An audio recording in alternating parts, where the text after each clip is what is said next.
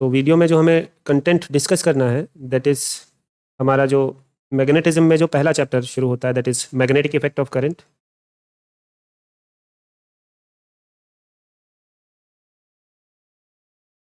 Then next is magnetic materials, and the next one is electromagnetic induction.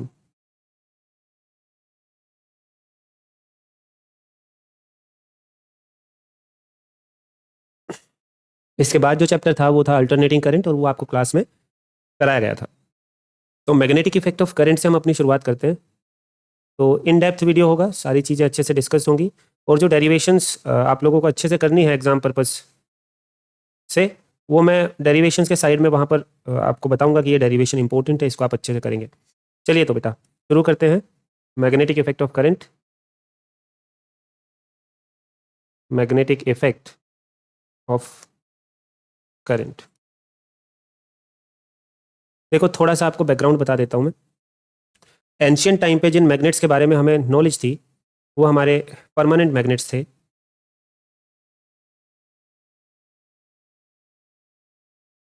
In the form of rocks, natural rocks, मतलब कोई laboratory वगैरह में नहीं बनाई हुई थी ये आपको रॉक फॉर्म में ये मैग्नेट मिलती थी। और इसमें जो एक सबसे इंपॉर्टेंट मैग्नेट है जो उसका नाम है दैट इज कॉल्ड मैग्नेटाइट।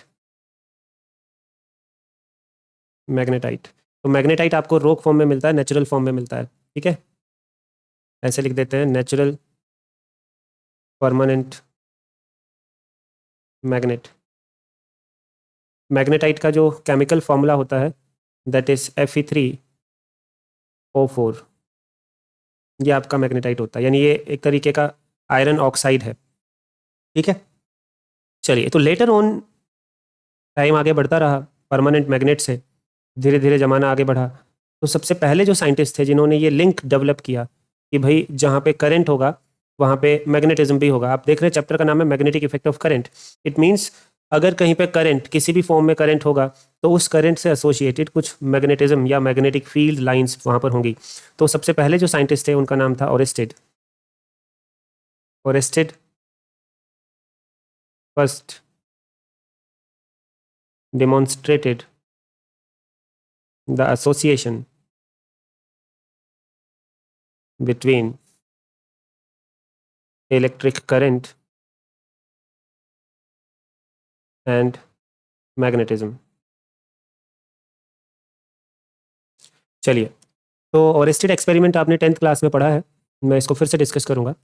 उससे पहले मैं डिस्कस करता हूँ कुछ बेसिक टॉपिक्स जहाँ से चैप्टर की मुझे शुरुआत करनी है। That is the first one is magnetic field. Magnetic field, magnetic field क्या होता है? देखो, फील्ड को हमेशा किसी फोर्स को रिप्रेजेंट करने के लिए इस्तेमाल किया जाता है। फील्ड एक इमेजिनरी कॉन्सेप्ट है। जैसे अगर मैं आपसे कहूँ कि एक मास दूसरे मास को अट्रैक्ट कैसे करता है, जो न्यूटन्स लॉ ऑफ ग्रेविटेशन आपने पढ़ा है। न्यूटन्स लॉ ऑफ ग्रेविटेशन कहता है कि एक मास किसी भी अपनी विसिनिटी में अपने आसपास रखे हुए दूसरे मास को क्या करेगा? अट्रैक्ट करेगा। क्यों करेगा अट्रैक्ट? तो इसका कारण दिया जाता है कि जो दूसरा मास है वो फर्स्ट मास के फील्ड में रखा है, इसलिए वो दूसरा मास पहले मास की वजह से अट्रैक्शन या रिपल्शन फील करेगा। ठीक है, तो जैसे चार्जेस में भी आपने पढ़ा है ना, like charges repel each other and unlike charges attract each other. तो मैग्नेटिक फील्ड को हम यहाँ पर इस तरीके से डिफाइन करेंगे। Magnetic field is a region around a magnet in which if any other magnet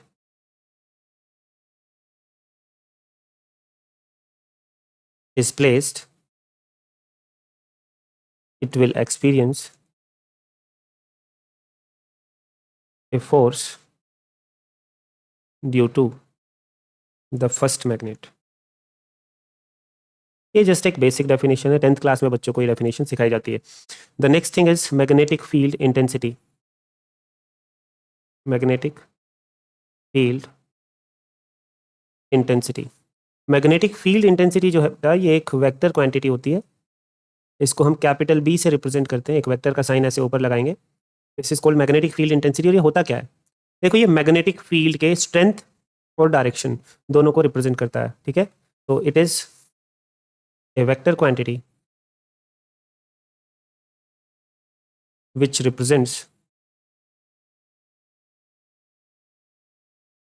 the magnitude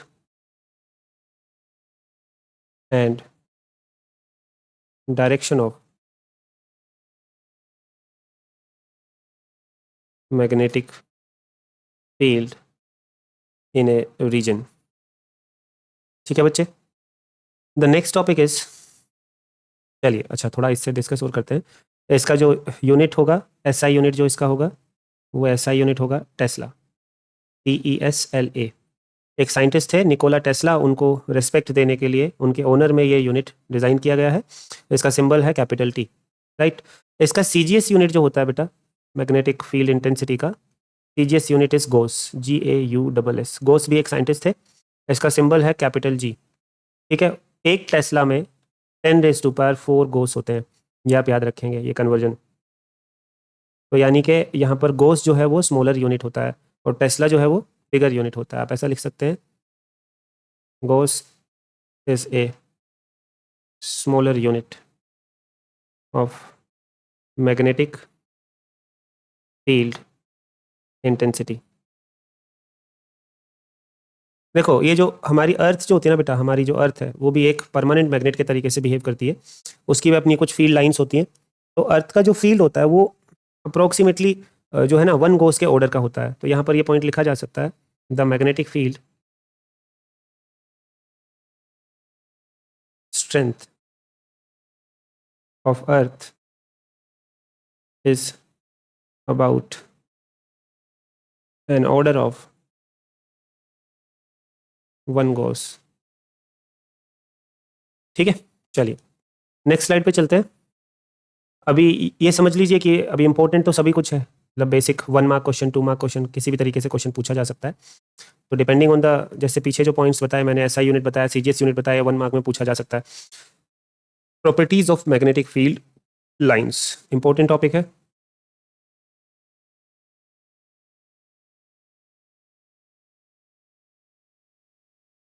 properties of magnetic field lines, देखो सारी प्रॉपर्टीज बिल्कुल सिंपल है।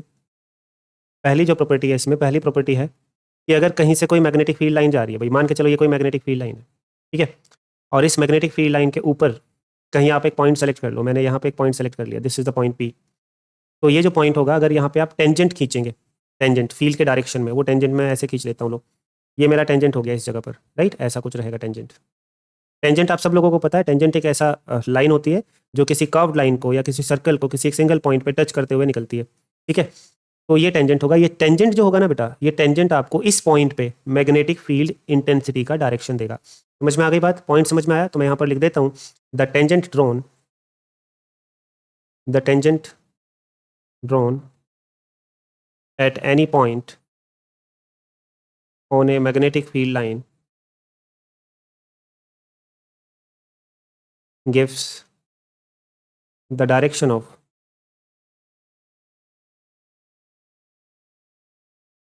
magnetic field intensity at that point. Understood? ये हमारा पहला point है।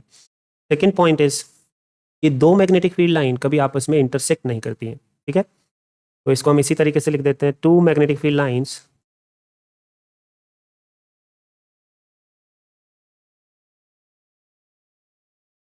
never intersects with each other। कभी कभी एग्जाम में ऐसे पूछता है कि दो मैग्नेटिक फील्ड लाइन आपस में इंटरसेक्ट क्यों नहीं करती हैं, तो इसका रीज़न मैं यहाँ पर एक्सप्लेन कर रहा हूँ। रीज़न इसी तरीके से आप एक्सप्लेन कर देंगे। देखो आप ना एक अजम्पशन लो, आप ऐसा मानो कि दो फील्ड लाइन इंटरसेक्ट करती हैं, ठीक है। Let us assume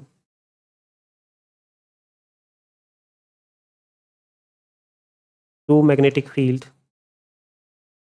lines intersects with each other।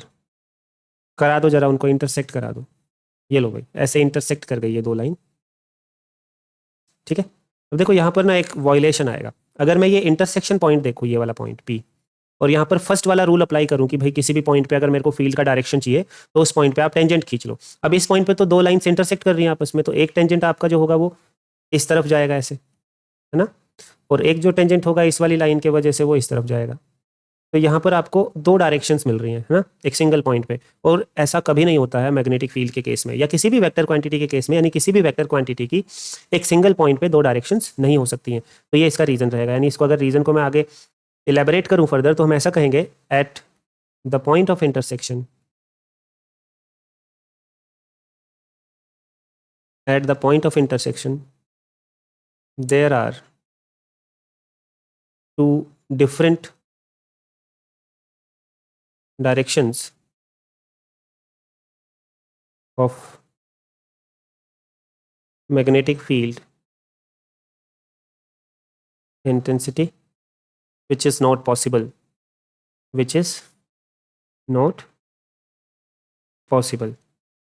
इसका मतलब दो फील्ड लाइन कभी इंटरसेक्ट नहीं करेंगे। It means our assumption is wrong and two magnetic field lines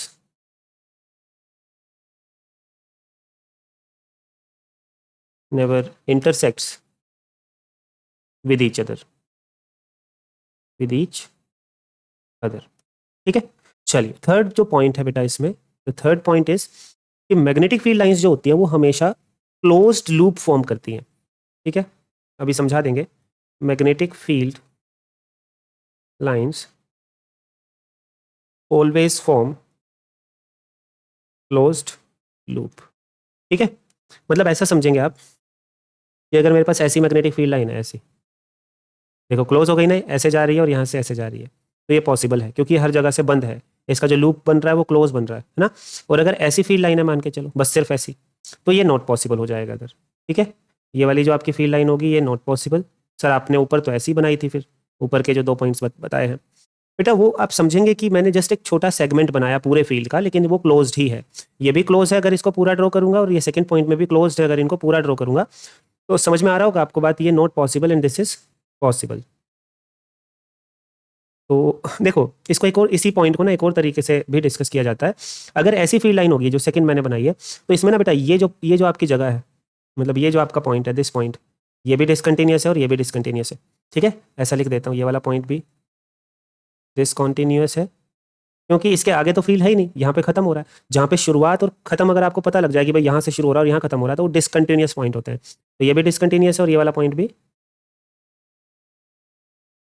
ऐसा कभी नहीं होता है मैग्नेटिक फील्ड के केस में, यानी मैग्नेटिक फील्ड किसी भी जगह पर डिसकंटिन्यूअस नहीं होता है। ठीक है, तो इसको इसी प्रॉपर्टी में मैं ऐड कर रहा हूँ नेक्स्ट स्लाइड में। तो आप लिख सकते हैं magnetic field lines are never discontinuous at any point. ठीक है, उसी के एक्सटेंशन में ये पॉइंट लिख रहा हूँ मैं। Magnetic field lines are never discontinuous at any point. Clear, चलिए नेक्स्ट पॉइंट की तरफ चलते हैं, that is our fourth point. देखो अभी ना मैं एक चीज़ और लिख रहा हूँ इसी के एक्सटेंशन में, monopole does not exist. Monopole does not exist. ठीक है, ये क्या लिखा है सर आपने, इसको मैं फर्दर बाद में इलेबोरेट करूंगा ये क्या लिखा है। देखो हमारे पास ना दो तरीके के पोल्स होते हैं, बार मैग्नेट आपने पढ़ा होगा, नॉर्थ एंड साउथ ना। ये लाइन ये कहती है कि कोई अकेला पोल यानी अकेला नॉर्थ या अकेला साउथ कभी एग्जिस्ट नहीं कर सकता, और ये इसी पॉइंट का एक्सटेंशन है। इसका एक्सटेंशन कैसे है सर, इसी का इलेबोरेशन कैसे है वो लेटर ऑन आपको पता लगेगा। ठीक है, मोनोपोल कभी नहीं होता है, यानी यहाँ पर मैं ऐसे लिख देता हूँ, अकेला नॉर्थ एंड अकेला साउथ। भाई समझ जाना थोड़ा सा, पोल कभी एग्जिस्ट नहीं करेगा। ठीक है, चलिए आगे बढ़ते हैं। Next our this is our fourth point. Fourth point क्या है, अगर किसी रीजन में आपकी parallel equidistant field lines show की गई हैं, तो मतलब उस रीजन में मैग्नेटिक फील्ड इंटेंसिटी यूनिफॉर्म होती है, कांस्टेंट होती है। ठीक है, the parallel equidistant magnetic field lines represents the parallel equidistant magnetic field line represents a uniform magnetic field intensity in a region. ठीक है, आप इसको ड्राइंग्स के थ्रू भी दिखा सकते हो. लेट्स से किसी रीजन में ऐसा फील्ड है, पैरेलल एंड इक्विडिस्टेंट. ठीक है, इस चीज़ का ध्यान रखना, पैरेलल भी हो और आपस में एक दूसरे से बराबर दूरी पे खींचे हुए होने चाहिए लाइन आपके. तो ऐसा जो फील्ड होगा बच्चे, वो एक यूनिफॉर्म मैग्नेटिक फील्ड को रिप्रेजेंट करेगा. यानी ये जो फील्ड आपका होगा, this field, this is uniform, और we can say constant everywhere, यानी इस रीजन में. ठीक है, चलो फिफ्थ पॉइंट की तरफ आगे बढ़ते हैं. फिफ्थ पॉइंट ये कहता है, मैं फिगरेटिव पहले बता देता हूं आपको. मान के चलो किसी रीजन में ऐसा फील्ड है,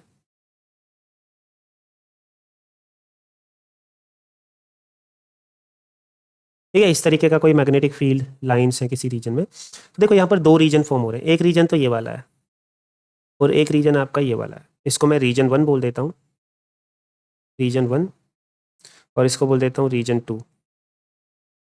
तो देखो रीजन 2 में जो मैग्नेटिक फील्ड लाइंस हैं वो क्लोजर है.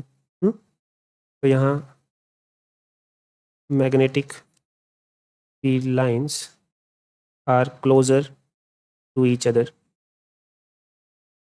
और ये जो रीजन है आपका, यहाँ पर magnetic field lines are far apart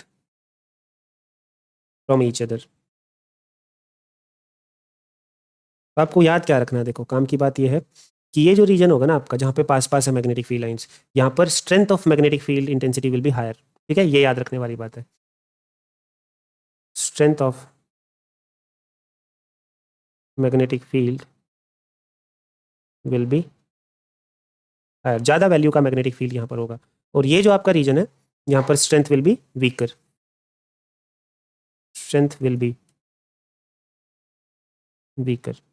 ठीक है, अगर एक लाइन में मैं लिखना चाहूँ इस फिफ्थ पॉइंट को, तो मैं ऐसे लिख सकता हूँ, the relative closeness, the relative closeness of magnetic field lines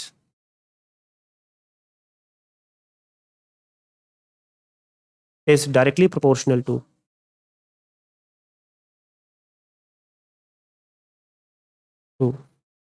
the strength of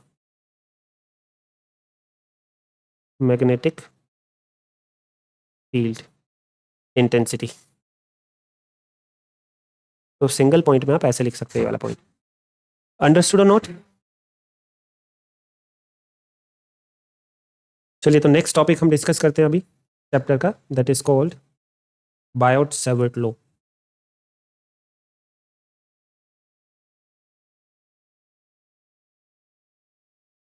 देखो बेटा, बायोट-सैवर्ट लॉ क्या कहता है,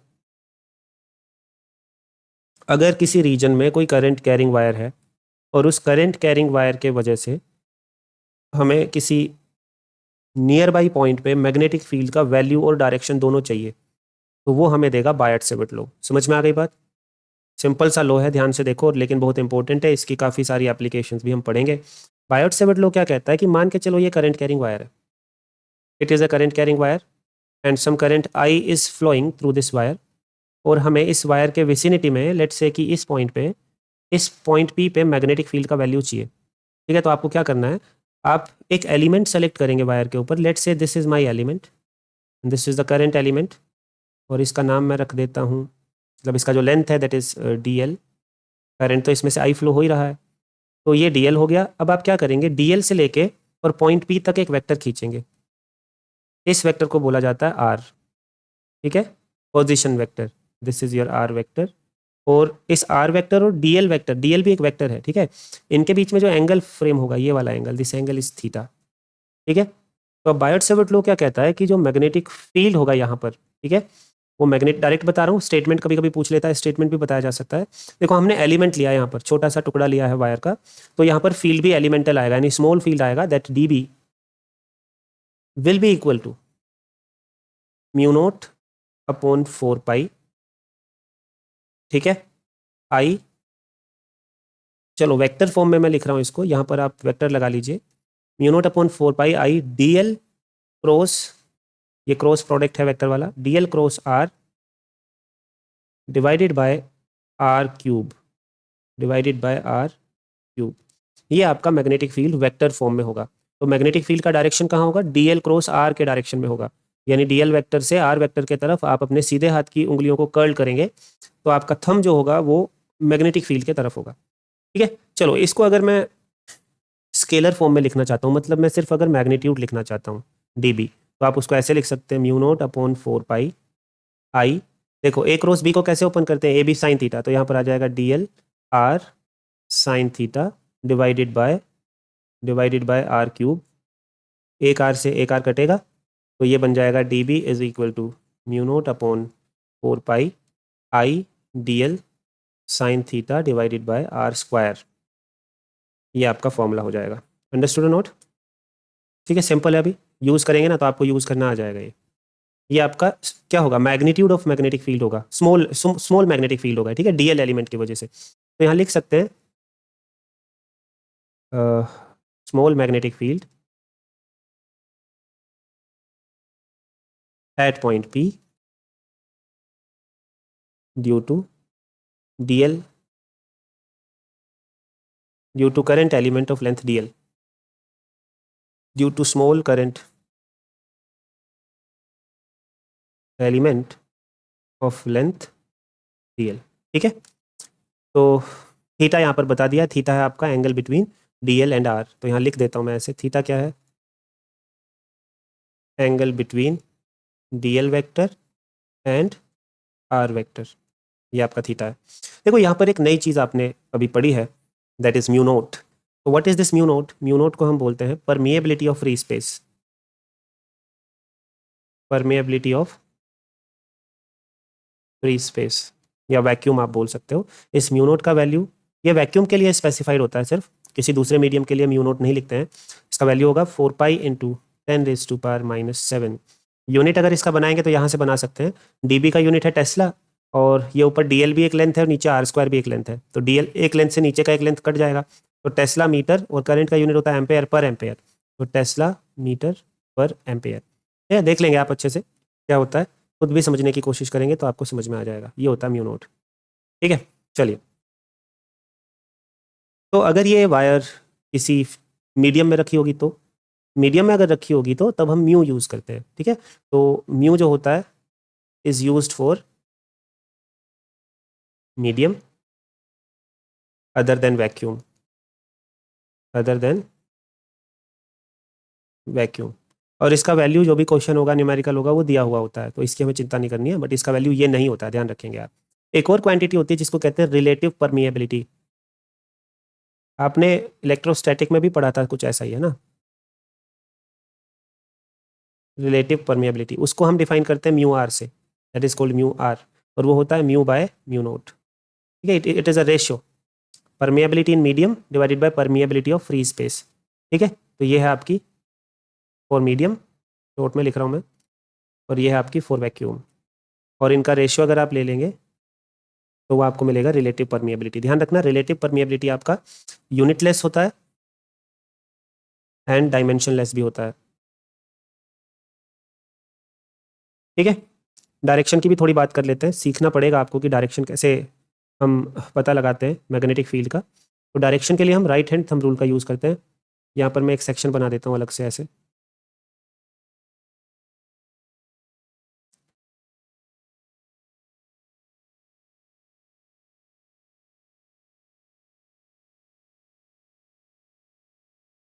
चलिए, तो यहाँ हेडिंग डाल देते हैं direction of magnetic field intensity. जितना संभव हो सकता है वीडियो फॉर्म में उतना कोशिश करेंगे बेटा, बाकी क्लास की तो बात अलग ही होती है। देखो, डायरेक्शन अगर आपको निकालनी है मैग्नेटिक फील्ड इंटेंसिटी की, तो सिंपल सी बात है, ये मैग्नेटिक फील्ड इंटेंसिटी है डीबी ना, राइट। और इसके फॉर्मूले में आ रहा है डीएल क्रॉस आर। तो आपको क्या करना है, डीएल वेक्टर की तरफ अपने सीधे हाथ की उंगलियां रखनी है और आर की तरफ घुमा देनी है। तो यहाँ हम right hand thumb rule use करेंगे।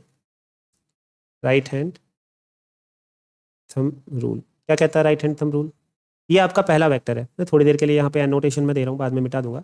ये डीएल है और ये आर है। डीएल की तरफ उंगली रखेंगे, मतलब इस तरफ, ठीक है, सीधे हाथ की उंगलियां, और आर की तरफ घुमा देंगे, मतलब ऐसे घुमानी है इधर, डीएल से आर की तरफ। और देखो अगर आप करके देखो ये चीज़, मैं तो कर पा रहा हूँ, ये ऐसे जाएगा, डीएल इधर है तो ऐसे जाएगा और आर की तरफ घुमाएंगे तो ऐसे जाएगा नीचे, तो थंब जो है ना आपका इनटू द बोर्ड जा रहा है, यानी यहाँ पर जो मैग्नेटिक फील्ड होगा वो ऐसा होगा, इनटू द बोर्ड होगा, ये मैग्नेटिक फील्ड का डायरेक्शन है, into the plane of paper मतलब जो बोर्ड हम यूज़ कर रहे हैं। तो ये राइट हैंड थंब रूल को कैसे इलेबोरेट करना होता है, प्लेस योर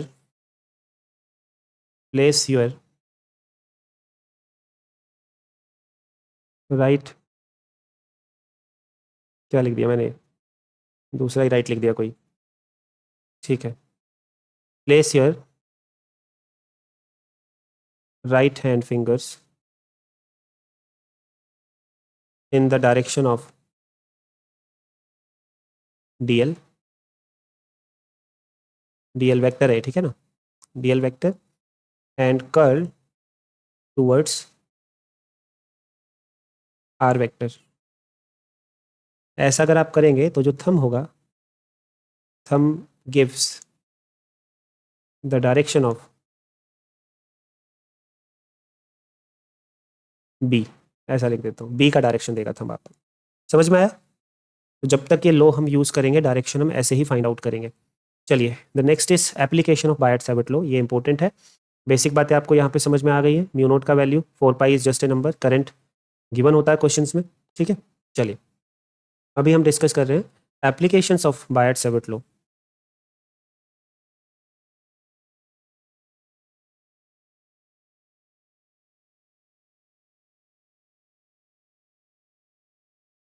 देखो इसका जो पहला जो एप्लीकेशन है that is magnetic field intensity due to a finite straight current carrying wire. तो पहला एप्लीकेशन है मैग्नेटिक फील्ड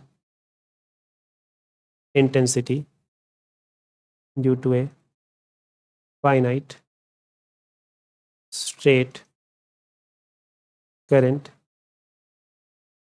कैरिंग वायर, ले लो या कंडक्टर ले लो, कुछ भी ले लो, ठीक है, ये आपका पहला एप्लीकेशन है। चलिए किस तरीके से सॉल्व करना है इंपॉर्टेंट है, एग्जाम्स में भी पूछा जाता है, मान के चलते हैं कि ये मेरा कोई फाइनाइट करंट कैरिंग वायर है, सिंपल डेरिवेशन है, ध्यान से देखेंगे, this is a finite current carrying wire और इसमें करंट जा रहा है ऊपर की तरफ आई, ठीक है। लेट्स से हमें इस पॉइंट पे, मेरे को मान के चलो इस पॉइंट पे फील्ड चाहिए, इस पॉइंट पे, ठीक है, ये मेरा पॉइंट है पी,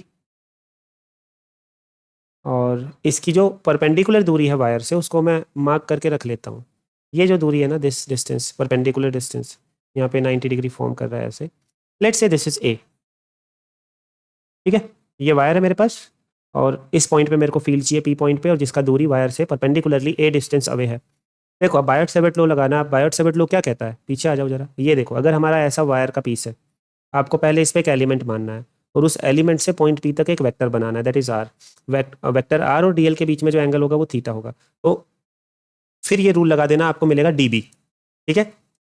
डीबी तक पहुंचते हैं पहले, फिर देखते हैं, ऐसा करता हूं मैं, एक करंट एलिमेंट मान लेता हूं यहाँ पर, ध्यान से समझना, सिंपल है बिल्कुल कहानी, ये मेरा एलिमेंट हो गया, बिल्कुल क्लियरली दिखेगा आपको, और इस एलिमेंट का लेंथ जो है ना वो मैं डीएल की जगह डी वाई मान लेता हूँ, डी वाई बस इसलिए क्योंकि ये वाई एक्सिस के अलोंग है, यानी ऐसे ना वर्टिकल है ये इसलिए, और ये मेरा पॉइंट ओरिजिन रहेगा, दिस इज ओरिजिन, और यहाँ से जो इसका दूरी है दैट इज वाई, ये दूरी जो हो गया यहाँ से लेके ओरिजिन तक, ये आपका हो गया वाई, ठीक है। दूसरा काम क्या था, दूसरा काम था कि आपको एलिमेंट से और पॉइंट पी तक एक वेक्टर खींचना है, चलो भाई एलिमेंट से पॉइंट पी तक एक वेक्टर खींचना, ये हो गया मेरा वेक्टर, इस वेक्टर को हम बोलेंगे आर वेक्टर, ठीक है, अभी के लिए मैं इसको आर बोल देता हूँ, ऐसे it is a vector actually, मैं उसके मैग्नीट्यूड को दिखा रहा हूँ तो सिर्फ आर बोल रहा हूँ, ठीक है।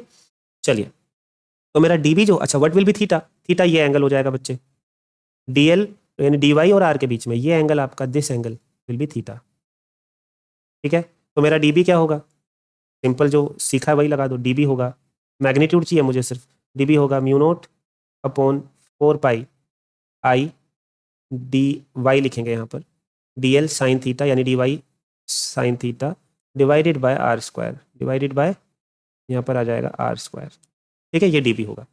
तो बी क्या होगा, बी मतलब पूरे वायर से फील्ड, तो बी होगा मेरा इंटीग्रेशन ऑफ डी बी, और इसको मैं लिखूँ तो देखो म्यू नोट कॉन्स्टेंट है बाहर आ जाएगा, आई कॉन्स्टेंट है बाहर आ जाएगा, 4 पाई कॉन्स्टेंट है बाहर आ जाएगा, ठीक है।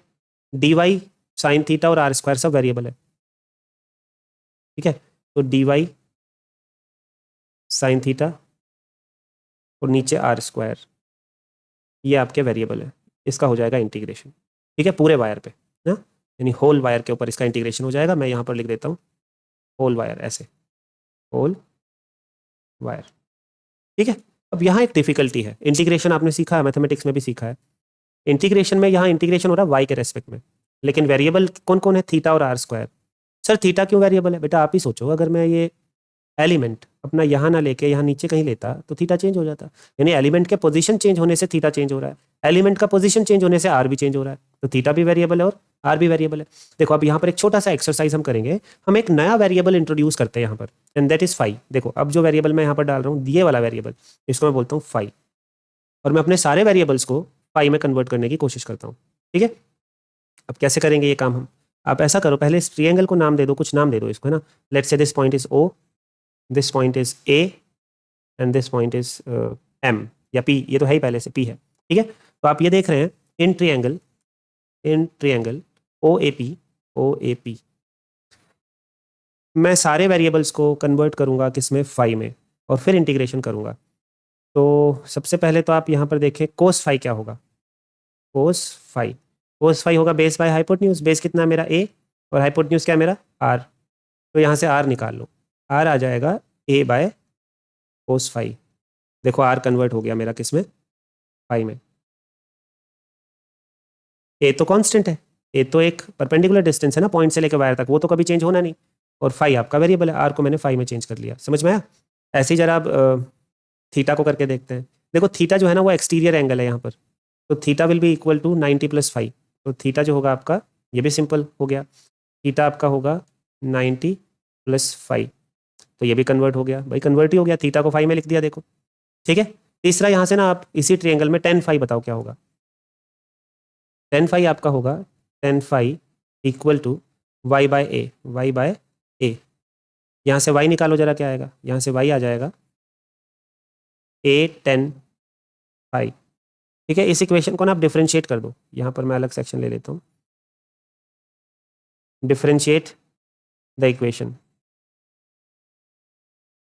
डिफरेंशिएट द इक्वेशन, तो मेरे को मिल जाएगा dy इज इक्वल टू, ए तो कांस्टेंट है बाहर रहेगा, 10 का सेक स्क्वायर फाई और डी फाई, ये मेरा कन्वर्ट हो गया dy, मैंने dy भी कन्वर्ट कर लिया, मैंने थीटा भी कर लिया और r भी कर दिया। बस अब इनको ऊपर वाले इक्वेशन में आप इनपुट के तौर पे डाल दो, यानी ये जो इक्वेशन है ना आपकी, ऐसा समझेंगे दिस इक्वेशन, इस इक्वेशन को रीराइट कर रहा हूँ मैं यहाँ पर, और ये वेरिएबल्स का वैल्यू डाल के, तो देखो मैं डी बी लिखता हूँ पहले, ठीक है। तो डी बी क्या होगा आपका, डी बी होगा μ0/4 आई, डी वाई की जगह लिखो a sec square phi d phi, a sec square phi d phi, d y हो गया पूरा, फिर लिखो साइन थीटा, तो साइन थीटा को लिख दो 90 + 5, 90 + 5, और नीचे आर स्क्वायर है, तो नीचे आर स्क्वायर है तो क्या हो जाएगा, आर कितना है मेरा, ए बाय कोस फाई, तो ए स्क्वायर और बाय कोस स्क्वायर फाई, ठीक है।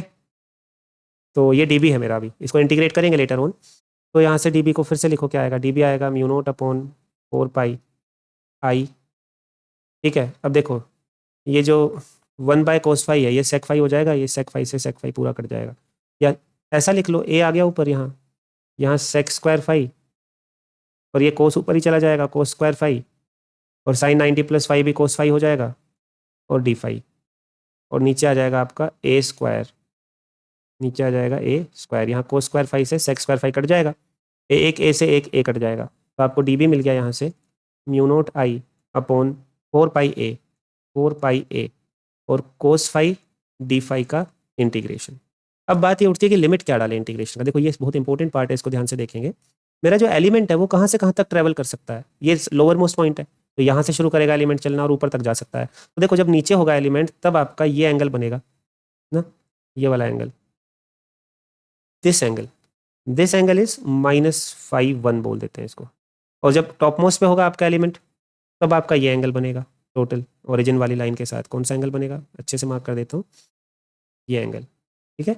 ये वाला जो एंगल है वो है φ2, तो आपकी लिमिट जाएगी -φ1 से φ2, ठीक है, -φ1 से φ2, ये कंफ्यूजिंग तो नहीं लग रहा आपको? इसको थोड़ा चेंज कर देते हैं। ये वाला जो एंगल है, मैं इस एंगल की बात कर रहा हूँ, ये पूरा एंगल जो है यहाँ से यहाँ तक, ठीक है। ये वाला जो एंगल होगा आपका, ये वाला एंगल, ये होगा φ2। तो लिमिट डलेगी -φ1 से और φ2 की। बस आंसर आने वाला है अभी। cos फाई का इंटीग्रेशन क्या होता है? sin फाई होता है। तो db आपका, अब ये db नहीं रह गया, इंटीग्रेट कर दिया ना, तो ये b हो गया। क्या हो गया? ये b हो गया। Now this is b, right it b, not db।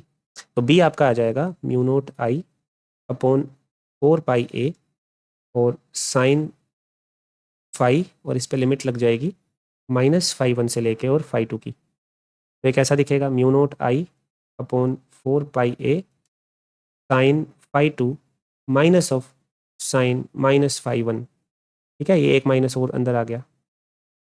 तो साइन के अगर एंगल में नेगेटिव होता है तो बाहर आ जाता है। तो आपका फाइनल रिजल्ट बनेगा b is equal to mu naught I upon 4πa sine φ2 plus sine φ1, ठीक है। ये आपको याद रखना है। This is your result of the derivation.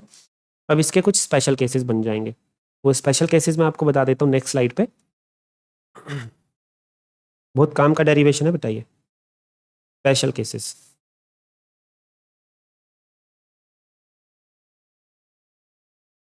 पहला केस देखो बेटा, पहला केस ये है कि अगर हमारा वायर दोनों एंड्स पे से, यानी दोनों तरफ से इन्फानाइट हो, ठीक है।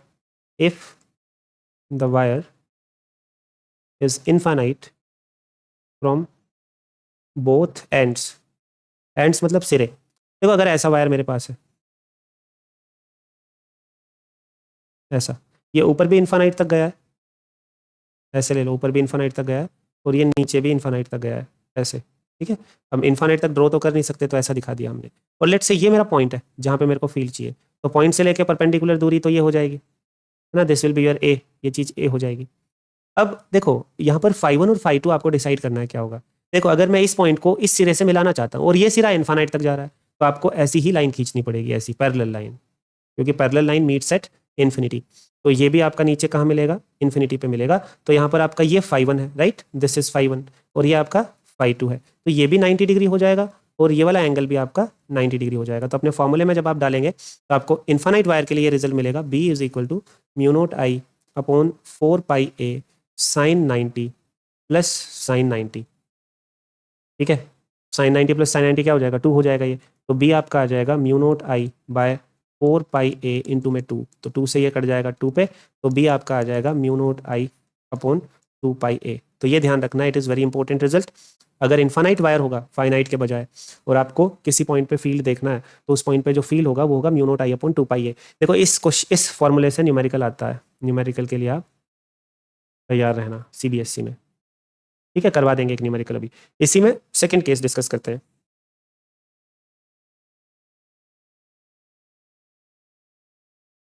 यहाँ पर आपका this is your second case. Second case क्या कहता है कि अगर आपका वायर इन्फानाइट हो लेकिन एक एंड से, सिर्फ दूसरा एंड इसका नॉन हो, if the wire is infinite from one and the point at which field has to be calculated is beside the known point। मैं समझा दूंगा क्या कह रहा हूँ अभी। नोन पॉइंट मत लिखो, नोन एंड लिखो, एंड। देखो अगर ऐसा है कि ये आपका वायर है, लेट्स से, ठीक है, ये वायर है जिसका नीचे वाला सिरा तो मेरे को नोन है भाई, यहीं से शुरू हो रहा है ये वायर, और ऊपर ये कहाँ तक जा रहा है मुझे नहीं पता, इन्फानाइट तक जा रहा है। और आपका पॉइंट जो है जिस पे फील्ड निकालना है वो इस नोन एंड के बगल में, यहाँ साइड में है, ये पॉइंट है आपका P। तो आपका परपेंडिकुलर डिस्टेंस तो बेटा यही हो जाएगा, this will be the perpendicular distance, ठीक है। ये मेरा A होगा, मतलब ये दिस विल बी A। तो अब देखो आपको दोनों सिरों से लाइन मिलानी है, तभी φ1 और φ2 का पता लगेगा। तो φ1 जो रहेगा आपका वो तो 0 रहेगा और φ2 रहेगा 90 डिग्री, ठीक है। यानी ये वाला जो एंगल होगा आपका, दिस इज φ2, और यहीं पे एक एंगल बन जाएगा छोटा सा बिल्कुल, वो होगा 0, ठीक है। This is your φ1। φ1 को डिपिक्ट ही मत करो, कंफ्यूजन होगा। φ2 आपका 90 रहेगा और φ1 आपका 0 रहेगा। तो ये दोनों वैल्यू डाल दो फिर से, तो b क्या मिलेगा आपको? Mu naught I upon 4πa sine phi two कितना मेरा 90, तो साइन 90 प्लस साइन फाई 1 तो साइन 0, ठीक है। तो साइन 90 प्लस साइन 0 तो 1 ही होगा, तो बी आपका आ गया mu naught I upon 4πa, अगर एक एंड के पास हमें देखना है और दूसरा एंड इन्फानाइट तक जा रहा है, तो ये इसका रिजल्ट रहेगा। Understood not? ठीक है। कभी कभी ना देखो इसका ग्राफ पूछ लेता है कि इसमें ग्राफ में यहाँ पे प्लॉट कर दे, इस वाले में पहले केस की बात कर रहा हूँ। पहले केस में आपका जो मैग्नेटिक फील्ड है ना वो देखो ए क्या है, वायर से परपेंडिकुलर दूरी किसकी, पॉइंट की, जिस पॉइंट पे फील्ड चाहिए। तो बी और ए का ग्राफ पूछ लेता है कभी कभी, तो बी और ए का graph, just a minute hold on, B और ए का ग्राफ कुछ ऐसा होता है, ये आपका बी है और ये आपका ए है, ठीक है, एरोज लगा लो आप। ये मैग्नेटिक फील्ड है और ये ए है वायर से परपेंडिकुलर दूरी। तो आप अगर फील्ड देखेंगे ना तो देखो इन्वर्सली प्रोपोर्शनल है, तो इस तरीके का फील्ड लाइन आपका आएगा,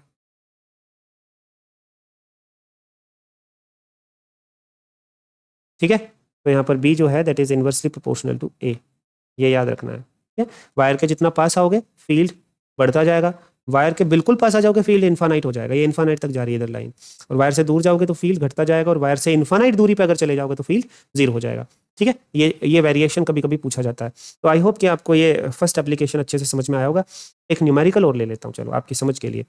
देखो क्वेश्चन ले लेते हैं, यहाँ पर कह रहा है कि एक इन्फानाइट वायर है, शॉर्ट में ले रहा हूँ बेटा, इन्फानाइट वायर है, करंट इसमें जा रहा है 2 एम्पेयर, ठीक है, और इससे 10 सेंटीमीटर की दूरी पर, यानी ए दे दिया 10 सेंटीमीटर, और आपको बताना है मैग्नेटिक फील्ड इंटेंसिटी बी क्या होगा 10 सेंटीमीटर की दूरी पे, परपेंडिकुलर डिस्टेंस है, क्या है ये,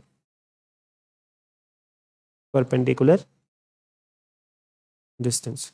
तो सिंपली हमें पता है बी का फॉर्मूला होता है, इन्फानाइट वायर है, mu naught I upon 2πa, तो म्यू नोट का वैल्यू डाल दो, म्यू नोट का वैल्यू होता है 4π इंटू 10⁻⁻⁷, आई कितना जा रहा है 2 एम्पेयर जा रहा है, यहाँ 2 डाल दो, डिवाइडेड बाय 2π, और ए का वैल्यू कितना 10 सेंटीमीटर, तो 10 इंटू 10⁻⁻², मीटर में बदल दिया इसको, ठीक है। 2π से ये चला जाएगा 2 पे, ठीक है, और 10 इंटू 10⁻² क्या होगा, ये 10⁻1 होगा, तो ऊपर 10⁻6 रह जाएगा, ठीक है, 10⁻6 रह गया ऊपर, 2 इंटू 2 4 हो गया, ठीक है। नीचे कुछ बचा नहीं, नीचे कुछ नहीं बचा, तो 4 इंटू 10⁻6 टेस्ला, ये आपका वैल्यू आ गया मैग्नेटिक फील्ड का 10 सेंटीमीटर दूरी पे वायर से। समझ गए, इस तरीके का कोई बेसिक 1 नंबर 2 नंबर में ऐसा क्वेश्चन होता है। चलिए ग्राफ आपको बता दिया है, ग्राफ के लिए भी आप जो है सावधान रहना कि ग्राफ देख के किस तरीके का जो है वेरिएशन ये शो करता है। नेक्स्ट जो एप्लीकेशन है बायोट-सेवर्ट लॉ का, दैट इज, नेक्स्ट स्लाइड ले लिया मैंने अभी। दूसरा जो एप्लीकेशन है that is magnetic field intensity.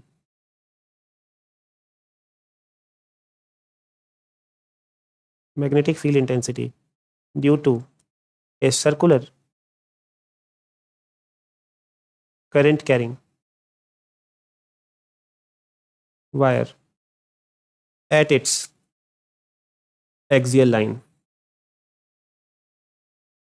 चलिए, तो ये एक्सियल लाइन क्या होता है, ठीक है, उसके बारे में डिस्कस करेंगे। तो इस डेरिवेशन में it is an application of Biot-Savart law, और हमें करना क्या है, एक सर्कुलर करंट कैरिंग लूप लेना है, और उस लूप का जो एक्सियल लाइन होगा उस लाइन पे किसी पॉइंट के ऊपर हमें मैग्नेटिक फील्ड इंटेंसिटी कैलकुलेट करना है। देखिए पहले आप लोग ये समझेंगे कि जो मैं लूप यहाँ पर रखने जा रहा हूँ, ये लूप हमारा, ये जो हमारा जो स्क्रीन का जो प्लेन है इसके परपेंडिकुलर उस लूप का प्लेन है, ये आप लोग समझेंगे, ठीक है। मतलब लूप आपका जो है ना, देखो ये सर्कुलर लूप है ना, तो इसका जो आधा जो सर्कल है वो आपकी स्क्रीन के बाहर है, और आधा जो सर्कल है वो स्क्रीन के पीछे है। समझ गए ना आप लोग? तो लेट्स से इसमें करंट जो जा रहा है ना वो ऐसे जा रहा है, ठीक है, पीछे की तरफ से ऐसे ऊपर जा रहा है करंट, और आपके तरफ यानी बाहर की तरफ जो हिस्सा है वायर का वहाँ से करंट नीचे आ रहा है, और लेट्स से इसमें करंट जो है दैट इज़ आई, ये सेंटर होगा इस लूप का, समवेयर यहाँ पर होगा, और इसका जो एक्सियल लाइन होगा वो एक्सियल लाइन हम कुछ ऐसे ड्रॉ कर लेते हैं, ये हमारा एक्सियल लाइन होगा, ठीक है। और इस एक्सियल लाइन के ऊपर ये जो पॉइंट है यहाँ पर मेरे को फील्ड कैलकुलेट करना है। ये एक्सियल लाइन का जो सेपरेशन है यानी जो डिस्टेंस है इसको मैं एक्स अज्यूम कर लेता हूँ, और ये मेरा पॉइंट है पी जहाँ पे मेरे को फील्ड कैलकुलेट करना है, ठीक है। देखो तरीका क्या है, अपने वायर पे आप कहीं एक छोटा एलिमेंट कंसीडर करेंगे, वो एलिमेंट लेट से मैं यहाँ पर कंसीडर कर लेता हूँ सबसे टॉप पे, ये मेरा एक छोटा सा एलिमेंट हो गया जिसमें करंट ऐसे बाहर निकल रहा है आपके प्लेन से। कौन से प्लेन से?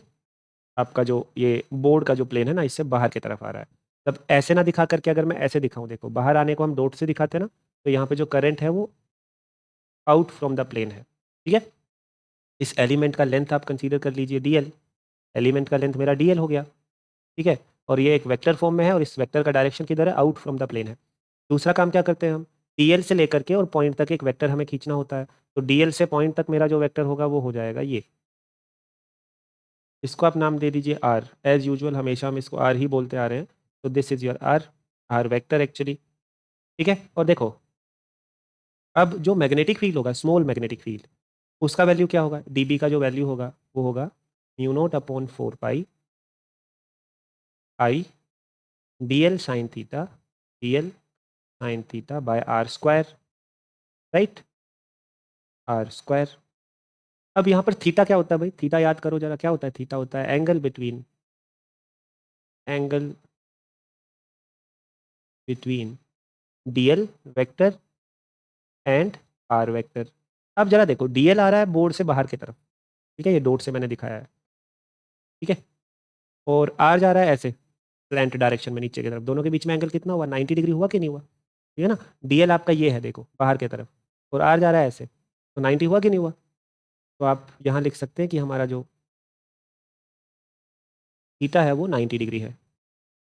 तो मैं इसको रीराइट करता हूँ तो मेरा डीबी जो आ जाएगा, यहाँ नहीं लिखते हैं बस, अब यहाँ लिख लेता हूँ। तो जो डीबी होगा, that dB will be equal to mu naught upon 4 pi I dl, और साइन थीटा यहाँ पर 1 हो गया क्योंकि थीटा 90 है, I DL sine theta by are square, यहाँ पर आप ले लो आर स्क्वायर, ठीक है, ये आ गया डीबी। डायरेक्शन क्या होगा इसका, देखो डायरेक्शन कैसे निकालते हैं, डीएल से सीधे हाथ की उंगलियाँ आर की तरफ आप कर्ल करो, तो डीएल से आर की तरफ अगर मैं कर्ल करूँगा, जो थंब जाएगा ना बेटा, इसको थोड़ा समझना है, वो इस तरफ जाएगा, इस तरफ जाएगा थंब आपका, ठीक है। ये आपकी हो गई dB, this is your the direction of dB, dB vector, ठीक है। इस लाइन को आप ऐसे एक्सटेंड कर लो आगे की तरफ, ये लाइन मैंने ऐसे आगे एक्सटेंड कर ली है, तो और लेट्स से इस एंगल को मैं मान लेता हूँ phi, this angle is phi, एक लाइन परपेंडिकुलर भी खींच लो ऐसे,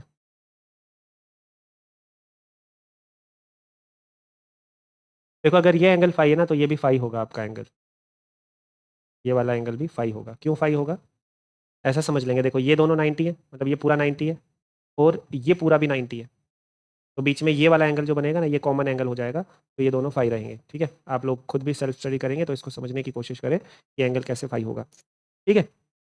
अब एक बात और समझो, बस खत्म होने वाला डेरिवेशन, अगर मैं ऐसा ही एक एलिमेंट यहाँ भी ले लूँ, यहाँ पर इस तरीके से उसमें करंट जा रहा है, तो उसमें करंट जाएगा इनटू द बोर्ड, और इस करंट की वजह से ये चीज़ आपकी आर हो जाएगी, है ना।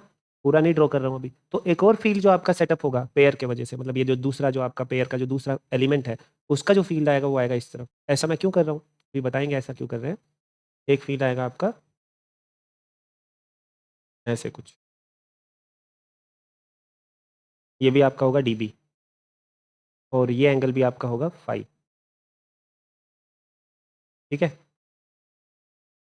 तो अब देखिए एक पेयर के लिए देखिए आप, डीएल ऊपर भी है डीएल नीचे भी है, और इस पेयर के लिए आपके इस तरीके के दो फील्ड सेटअप हो गए। तो अगर देखो इनके मैं कंपोनेंट्स ले लूँ, अगर मैं इस डीबी का कंपोनेंट यहाँ लेता हूँ नीचे, और एक कंपोनेंट यहाँ लेता हूँ,